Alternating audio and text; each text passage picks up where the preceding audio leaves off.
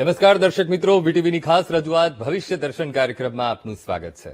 ભવિષ્ય દર્શન કાર્યક્રમ સૌથી પહેલા આજે પંચાંગની માહિતી લઈશું કે આજે પંચાંગ શું છે, સાથોસાથ દિન વિશેષ શું છે, ખાસ આજે શું કરવાનું છે, શું નથી કરવાનું છે, કયો આજે મંત્ર જપવાનો છે, શું આજે દાનમાં આપવાનું છે, સાથોસાથ 12 રાશિઓનું રાશિ ભવિષ્ય પણ જાણીશું. અને આજ મુદ્દે આપણી સાથે સ્ટુડિયોમાં જોડાયા છે જ્યોતિષાચાર્ય ડોક્ટર મહેન્દ્રભાઈ પંડ્યા. મહેન્દ્રભાઈ, સ્ટુડિયોમાં આપનું ખૂબ ખૂબ સ્વાગત છે. જય ગણેશ. જય ગણેશ, ધન્યવાદ. મહેન્દ્રભાઈ, હવે સૌથી પહેલા આજનું પંચાંગ શું છે તે આપણા દર્શક મિત્રોને જણાવશો. જી, શ્રી ગણેશાય નમઃ. વિદ્યામ દેવી સરસ્વતી વરદે કામ રૂપિણી વિદ્યારંભમ કરિષ્યામિ સિદ્ધિર ભવતુ મે સદા. સર્વ દર્શક મિત્રો, સુપ્રભાત, જય શ્રી ગણેશ. વીટીવીની વિશેષ રજૂઆત ભવિષ્ય દર્શન કાર્યક્રમ જ્ઞાન, આધ્યાત્મિકતા અને જ્યોતિષના આ ત્રિવેણી સંગમમાં હું ડોક્ટર મહેન્દ્ર પંડ્યા આપ સૌનું હાર્દિક સ્વાગત કરું છું. શરૂઆત પંચાંગથી કરીએ. તદેવ લગ્નમ સુદિનમ તદેવ તારા બલમ ચંદ્ર બલમ તદેવ વિદ્યા બલમ દેવ બલમ તદેવ લક્ષ્મીપતે તે દ્રિયુગમ સ્મરામી. 17/9/2025 વાર છે બુધવાર. ભાદરવા મહિનાના કૃષ્ણ પક્ષની આજે 11 છે, એકાદશી છે. આજે પુષ્ય નક્ષત્ર, પરિઘ નામનો યોગ અને બવ નામનું કરણ છે. બવ નામનું કરણ સવારમાં 11:56 સુધી ચાલશે અને ત્યારબાદ જે કરણ છે તે બાલવ છે. રાશિનો ચંદ્રમા પરિભ્રમણ કરી રહ્યો છે કર્ક રાશિમાં. કર્ક રાશિના અક્ષર છે ડ અને હ. તો કર્ક રાશિવાળા જાતકો માટે આજનો દિવસ મંગલમય રહેશે અને સાથે સાથે જે કોઈ જાતકોનો જન્મ થાય એની કર્ક રાશિ કહેતા ડ અને હ અક્ષર ઉપર નામ રાખવાનું રહેશે. એકંદરે આ પ્રમાણેનો છે આજનો આ દિવસ. જય ગણેશ. બિલકુલ મહેન્દ્રભાઈ, હવે આપણા દર્શક મિત્રો છે એ ફટાફટ ફોન કોલ્સ પણ એ લગાવતા હોય છે, પ્રયત્ન કરતા હોય છે, એમાં પણ રસ હોય છે. સાથોસાથ રાશિ ભવિષ્ય જાણવાની પણ એટલી જ એ તાલાવેલી હોય છે. પણ સૌથી મહત્વની બાબત એ છે કે દિન વિશેષને પણ ખૂબ પ્રેમ આપે છે આપણા દર્શક મિત્રો. તો દિન વિશેષમાં શું છે ખાસ આજે આપણા દર્શક મિત્રો માટે? કોઈ પણ વ્યક્તિની કુંડળી જ્યારે આપણે અંકુરભાઈ જોઈએ છીએ ત્યારે એ કુંડળીમાં અલગ અલગ પ્રકારની આપણને એક માહિતી પ્રાપ્ત થાય છે. જીવનની અંદર સુખની વાત હોય, દુઃખની વાત હોય, પરિશ્રમની વાત હોય, સાથે સાથે જે કોઈ મહત્વાકાંક્ષાની વાત હોય, જે કોઈ ઈચ્છાની વાત હોય, પોતાની અભિવ્યક્તિની વાત હોય, ચાહે જીવનની અંદર સંઘર્ષની વાત હોય, આ બધી જ વસ્તુઓ કુંડળીના આધારે, ગ્રહોને આધારે આપણે જોઈ શકીએ છીએ. તો આજની એક વાત એવી આપણે કરવી છે કે જે વાત છે શુક્ર કાવ્ય, શુક્ર રેતા, શુક્લાંબરા ધરા સુધી શુક્રના અલગ અલગ પ્રકારના જે નામ આપવામાં આવેલા છે પુરાણની અંદર, અને એમાં હિમકુંદ મૃણાલાભમ દૈત્યાનામ પરમમ ગુરુ સર્વશાસ્ત્ર પ્રવક્તારમ ભાર્ગવમ પ્રણમામ્યહમ. ભગવાન વ્યાસનારાયણ જે શુક્રની વ્યાખ્યા કરી છે. તો એવા શુક્રની રાશિની વાત જો કરવામાં આવે તો શુક્ર પાસે 2 રાશિ છે. હવે શુક્ર એટલે સામાન્ય રીતે આપણે સમજી શકીએ છીએ કે શુક્ર એ ઠરેલી રાશિ છે. શુક્ર એ જીવનની અંદર સુરક્ષાની રાશિ છે. કોઈ પણ વ્યક્તિ પાસે પૈસા જ્યારે આવે છે ત્યારે પૈસાને વ્યવસ્થિત રીતે કેવી રીતે એનો ઉપયોગ કરવો એ કદાચ જાણવું હોય તો શુક્ર મહારાજ કુંડળીમાં પાવરફુલ હોવા જરૂરી છે. વ્યક્તિ પોતાના જીવનની અંદર સુખની વાત હોય કે દુઃખની વાત હોય સરખો ચાલે છે. સમત્વમ યોગ ઉચ્યતે. તો એ શુક્ર દ્વારા જાણી શકાય છે. ચહેરા ઉપર કુમાશ, ચહેરા ઉપરનો પ્રભાવ, વ્યક્તિત્વનો નિખાર અને સાથે સાથે એક સુંદરતા એ આપણને શુક્ર દ્વારા જાણવા મળે છે.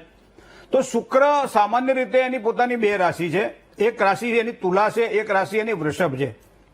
હવે સામાન્ય રીતે શુક્રની રાશિ જો 2 હોય, તુલા અને વૃષભ, તો એની અંદર આ શુક્રની સાથે સાથે કયા કયા ગ્રહો શુભત્વ આપે, કયા કયો ગ્રહો અશુભત્વ આપે, તો એની જો વાત આપણે કરવી હોય તો આજ વાત કરીએ આપણે મંગળની. મોટા ભાગે આપણે આ વાત વારંવાર કરતા હોઈએ છીએ. શુક્ર અને મંગળની યુતિ જ્યારે કુંડળીમાં પડી હોય ત્યારે વ્યક્તિના જીવનમાં પોતાના સ્વભાવને, પોતાની પ્રકૃતિ પ્રમાણે માણસ આગળ વધતો હોય છે.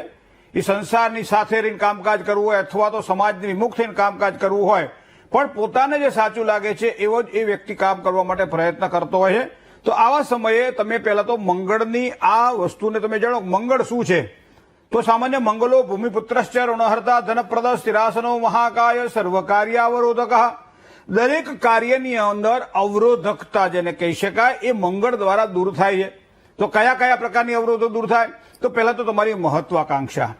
જીવનમાં વ્યક્તિના જીવનમાં એક સ્વપ્ન હોય છે કે ભાઈ મારે આટલું કરવું છે, મારે આ રીતનું કરવું છે, હું આ રીતનું કરીશ તો મને લાભ થશે, આ રીતનું કરીશ તો મને નુકસાન થશે.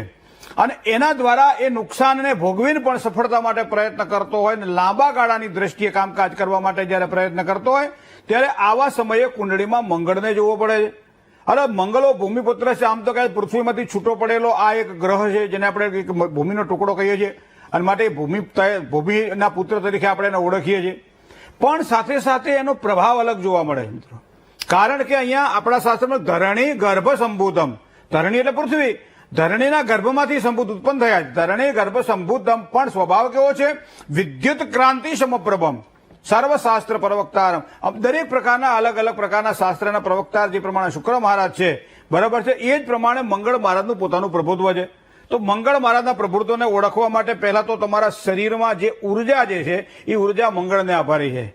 ક્યારેક ક્યારેક વ્યક્તિ આમાં બેકાર બેઠો હોય, ક્યારેક ક્યારેક વ્યક્તિ નિરાશાજનક પોતાની પરિસ્થિતિમાં પોતાનો સમય પસાર કરતો હોય, ક્યારેક ક્યારેક હાથમાં કામ ન હોય, ભણ્યો છતાં સારી નોકરી ન હોય, કામ કરવાની ઉજ્જવળ તકો મળતી હોવા છતાં એ એમાં એન્ટર ન થઈ શકતો હોય, સારી સેલેરીની રાહ જોતો હોય, સારા માણસોની રાહ જોતો હોય, પરાક્રમ કરવા માટે પોતાની પાસે જે આવડત છે એ આવડતને યોગ્ય જગ્યાએ કઈ રીતે મારે એનો ઉપયોગ કરવો એના માટે સમયની રાહ જોતો હોય તો એ પ્રમાણે સમજી લેવાનું કે આ બધી જ વસ્તુઓ આપણને કોણ શીખવાડે છે? તો કે મંગળ શીખવાડે છે.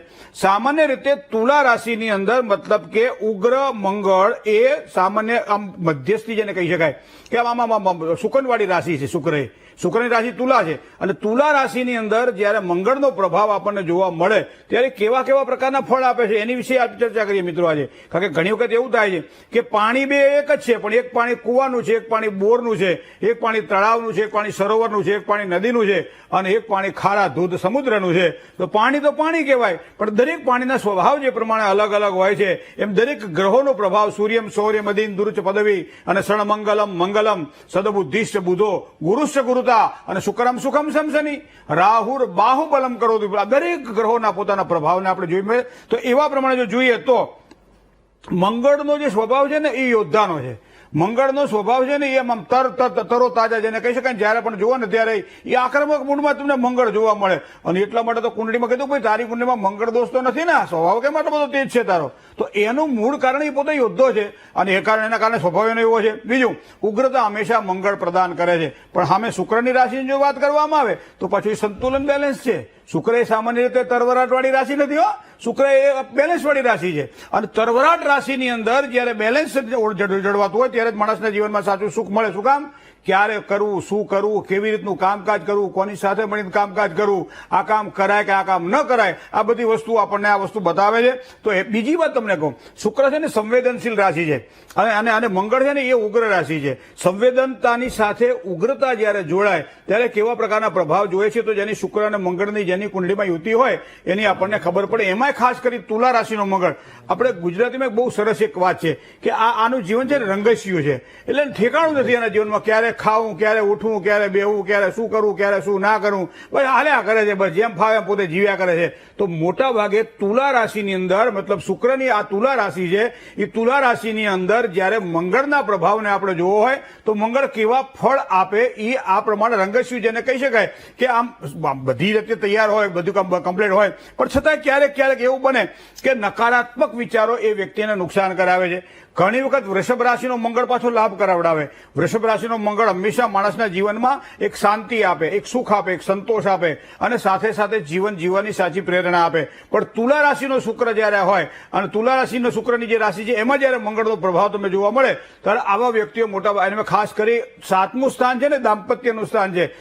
કુંડળીમાં 2 સ્થાન ખૂબ જ મહત્વના માનવામાં આવે છે. એક લગ્ન જયારે પોતાનો જન્મ થયો છે ત્યાંથી સમસપ્તક 180 અંશની ડિગ્રીએ 7મું સ્થાન આવે છે અને 7મા સ્થાનથી એનું ત્રિકોણ તમે ગણો. પહેલા સ્થાનનું ત્રિકોણ 5મું ને 9મું છે, 7મા સ્થાનનું ત્રિકોણ એ 3જું અને 11મું છે. અને એવા સમય 3જા કે 11મા સ્થાનમાં રહેલો આ મંગળ, હા મળી જાય બધું ખરું, એને મહેનતે ના કરવી પડે, સારી રીતે પ્રાપ્ત થાય, પણ એના જીવનમાં કઈ ઠેકાણું નહીં, એનો બેલેન્સ નહીં, અનબેલેન્સેબલ જીવન જીવે. અને એના કારણે એ વ્યક્તિ જીવનમાં જયારે આગળ કોઈ પણ જયારે નોકરી કરવા જવાનું હોય ત્યારે હવારમાં કપડાં ગોતતો હોય. આવા તમને મોટાભાગે તુલાના શુક્ર જોવા મળશે કે કયા મોજા પહેરવા, કયા બૂટ પહેરવા, કયા પ્રકારના કપડાં પહેરવા, અને પછી જે પહેરવું એ પહેરી નીકળી જાય. એને પછી એવું ના હોય કે આ પ્રમાણે છૂટ આ પેન્ટની ઉપર આ શર્ટ ચાલે, આ જ ટાઈ ચાલે, આ જ સોક્સ ચાલે, આ જ શૂઝ ચાલે, એવું નહીં. આ મંગળ તુલા રાશિનો હોય ત્યારે આવા વ્યક્તિઓ આપણને જોવા મળે છે. મિત્રો ઘણી વખત તમને કહું અલગ અલગ પ્રકારે આ બેલેન્સને એટલે શાંતિપ્રિય બેલેન્સને અને ઉગ્રતાને મેચ કરવી પડે છે. અને એવા સમયે કુંડળીની અંદર 12 ભાવ આપણને જોવા મળે છે. 12 ભાવ રાશિ જોઈ શકાય છે. બીજી તમને કહું છું હસ્તરેખાની અંદર પણ તમે જોજો તમને બે પહાડ એવા છે કે જે મજબૂત હોય તો એ તમને લાભ કરાવડાવે. એક શુક્રનો પહાડ છે. શુક્રનો પહાડ ક્યાં આવે છે તો કે તમારો જે અંગૂઠો છે, અંગૂઠાના નીચેના ભાગની અંદર જે ભાગ છે એ શુક્રનો પહાડ છે. હવે મંગળના પોતાના કોઈ સ્વતંત્ર પહાડ નથી, પણ મંગળ નીચનો મંગળ ને ઊંચનો મંગળ એ પ્રમાણે બે મંગળ જોવા મળે છે. તો શુક્રની ઉપર જ તમને મંગળ જોવા મળે છે. આ તમારા હાથની રેખાનો પ્રભાવ તમે જુઓ. શુક્રનો પહાડ તમારો જ્યાં હોય ત્યાંથી તમારી જે કહેવાય ને તમારી લક્ષ્મી, સંપત્તિ, ધન અને દરેક પ્રકારની સુખાકારી એ શુક્રની અંદર જેટલા તમને ઉભા કાપા જોવા મળે એટલા કાપા તમને પ્રેમ, સૌહાર્દતા, માન આ બધી વસ્તુઓ અપાવડાવે, પૈસા અપાવડાવે, બધું અપાવડાવે. પણ એની ઉપર જરા મંગળની રેખાઓ આ પ્રમાણે પડતી હોય એવા સમયે તુલા રાશિમાં એ પાપાક્રાંત બનતો મંગળ કાં તો વક્રગતિનો હોય, કાં તો અસ્તંગત હોય, અથવા ઓછા અંશનો હોય, ત્યારે આ વ્યક્તિના જીવનની અંદર આ જે સારા કાપા છે ને એના પર કાપો વાળે. એનો મતલબ એવો થાય કે એને સારા સુખ ન લેવા દે, પરિવારથી દૂર જવું પડે, કામકાજની અંદર આગળ વધવા માટે તકલીફો થતી જોવા મળે, વારંવાર અશાંતિઓ ઊભી થાય, કોઈ દાંપત્ય જીવનની સુખાકારીની અંદર ક્યાંક ને ક્યાંક અવરોધો ઊભા થાય. આ બધી વસ્તુઓ તમને હાથની રેખા દ્વારા પણ ખબર પડે છે આ શુક્ર મંગળના પ્રભાવને. તો સામાન્ય રીતે ચતુરાઈની વાત હોય, કૂટનીતિની વાત હોય ત્યારે પણ તુલાનો મંગળ સારો લાભ કરાવડાવતો હોય છે. આકર્ષણ શક્તિ જેનામાં પાવરફુલ હોય, 5 વ્યક્તિઓને આકર્ષીને પોતાના વાતમાં પ્રભાવિત બનાવી શકતો હોય, એ પણ તમને મંગળ શુક્રના પ્રભાવવાળા જોવા મળે છે. નાણાકીય સુરક્ષાની વાત હોય, ચાહે ભાગીદારીવાળા કામકાજ હોય, તો એવા સમયે પણ શુક્ર અને મંગળની આયુતિ ખૂબ જ સારો લાભ કરાવડાવે. અથવા તુલા રાશિનો શુક્ર, તુલા રાશિનો મંગળ જ્યારે હોય ત્યારે સારા લાભ કરાવડાવે છે. સફળ વ્યક્તિત્વ પણ એમ કહેવાય છે. વૃષભ રાશિનો શુક્ર જે રાશિ છે એમાં મંગળ જ્યારે પડ્યો હોય ત્યારે આ વ્યક્તિ જીવનમાં એક મહત્વની જેને કહી શકાય એવી સફળ વ્યક્તિત્વને પોતે માલિક બને છે. પણ સાથે સાથે તુલાના મંગળની જો વાત કરવામાં આવે તો તુલાનો મંગળ એ સામાન્ય રીતે નકારાત્મક ભૂમિકા આપે છે. અને એટલે તુલાનો મંગળ મોટા ભાગે સારો નહીં. એમાંય તમે જો દાંપત્ય જીવનમાં જ્યારે પણ ભંગાણ જોવા મળે ત્યારે 6થા સ્થાનની અંદર તમને તુલાનો અહીંયા મંગળ જોવા મળશે, 8મા સ્થાનમાં તુલાનો મંગળ જોવા મળશે, 4થા સ્થાનમાં તુલાનો મંગળ જોવા મળશે, અથવા તો 12મા સ્થાનમાં તુલા રાશિનો મંગળ જોવા મળશે. તો આ દાંપત્ય જીવનમાં મતલબ ભાગીદારીનું સ્થાન છે. અહીંયા લાઈફ પાર્ટનર છે, તમારા જીવન સાથી કે જીવન સંગીની છે. અને એની સાથે જે અણબનાવના મૂળ કારણોમાં આ બેલેન્સ નથી રહેતું. કારણ કે શુક્ર અને મંગળનું આ બેલેન્સ તુલા રાશિની અંદર મંગળ જ્યારે આવતો હોય ત્યારે એ 6થું સ્થાન હોય, 8મું સ્થાન હોય, 12મું સ્થાન હોય કે 4થું સ્થાન હોય ત્યારે હંમેશા મોટા ભાગે ક્યાંક ને ક્યાંક તમને કકડાટો જોવા મળે છે, કજિયા જોવા મળે છે. છૂટાછેડાના કેસો પણ મોટા ભાગે આવા વ્યક્તિઓ વધારે આમ ઝડપથી લેતા હોય છે. નિર્ણય લેવાનો હોય ત્યારે પસંદગી પણ ઝડપથી કરી નાખે, છૂટાછેડા ઝડપથી કરી નાખે. આનું બેલેન્સ જ ના હોય. શું કામ કે પહેલા ઠરવું જોઈએ, વાત કરવી જોઈએ, શીખવું જોઈએ, એની સાથે થોડોક આમ તાલમેલ જાળવવો જોઈએ, પછી માણસ આગળ વધે ને. ના, સીધા આમ જેને કહેવાય કે આગળ વધી જાય. પણ પછી જયારે ખબર પડે કે આ તો જે લેવા ગયા હતા લાલ મરચું અને આવી ગયું પેલું તીખું, જેને નાનું મરચું કહીએ ને આપણે લવિંગિયું, એ લવિંગિયું મરચું આવી ગયું. પછી ખબર પડે થૂકે તક થૂકાય નહીં, કરવું તો કરવું શું. પણ મને લાગે છે આ મંગળ ને તુલા રાશિનો મંગળ જયારે તમે કુંડળીમાં જોજો, જો તમારી કુંડળીમાં તુલા રાશિનો મંગળ હોય તો મહાદેવજીની ઉપાસના અને ભગવાન ગણપતિની ઉપાસના તમે કરો તો તમારી મહત્વાકાંક્ષાઓ પૂરી થાય. મહાદેવજીની સાથે ભગવાન ગણપતિની મંગળવારે ગણપતિની પૂજા કરો, સોમવારે મહાદેવજીની પૂજા કરો તો જીવનની અંદર આ તુલા રાશિનો મકાકે ઉભરો જયારે આવે ને ત્યારે બહેનો શું કરશે, થોડોક પાણીનો છંટકાવ દૂધ ઉપર કરશે, જેના કારણે ઉભરો એનો ઠરી જાય અને નીચેથી પછી હળવેક લઈને પોતે પ્રાઇમસ કે સ્ટવ કે જે હશે તેને ધીમો કરી નાખશે અને એ પ્રમાણે ઉભરાને રોકી શકાય. જીવનમાં ક્રોધના ઉભરાઓ જયારે આવતા હોય, જીવનમાં કંકાસના ઉભરાઓ જયારે આવતા હોય, જીવનમાં માનસિક અશાંતિના ઉભરાઓ જયારે આવતા હોય ત્યારે આ ગણપતિ દાદા અને મહાદેવજી રૂપી અમૃત થોડું છાંટી દેવામાં આવે તો ઉભરાઓ શાંત થાય અને પછી એના કર્મ પ્રમાણે આ સાચું છે કે આ ખોટું છે એની વાત આપણને ખબર પડે. તો મિત્રો આ તુલા રાશિનો મંગળ સારી સફળતા આપે. બાકી તુલા રાશિના મંગળવાળા જીવનમાં ક્યારેય ધાર્યા કામ કરતા હોતા નથી, પણ ધાર્યું કામ કરાવડાવે તો એ મહાદેવજીની ઉપાસના કરાવડાવે અને ધાર્યું કામ કરાવડાવે તો ભગવાન ગણપતિની ઉપાસના કરાવડાવે. તો આ પ્રમાણે કરવાથી ખૂબ જ સારો લાભ થાય. જય ગણેશ. બિલકુલ મહેન્દ્રભાઈ, ખૂબ સરસ આપે માહિતી આપી. તુલાનો મંગળનો પ્રભાવ કેવો, વૃષભના મંગળનો કેવા ફળ આપી શકે, ખૂબ સરસ. મને લાગે છે આગળ જતા આપણે રાશિ વાઇઝ પણ આ કરવું જોઈએ, કરી શકાય, કરીને લોકોને પણ એ મજા આવે. બિલકુલ. હવે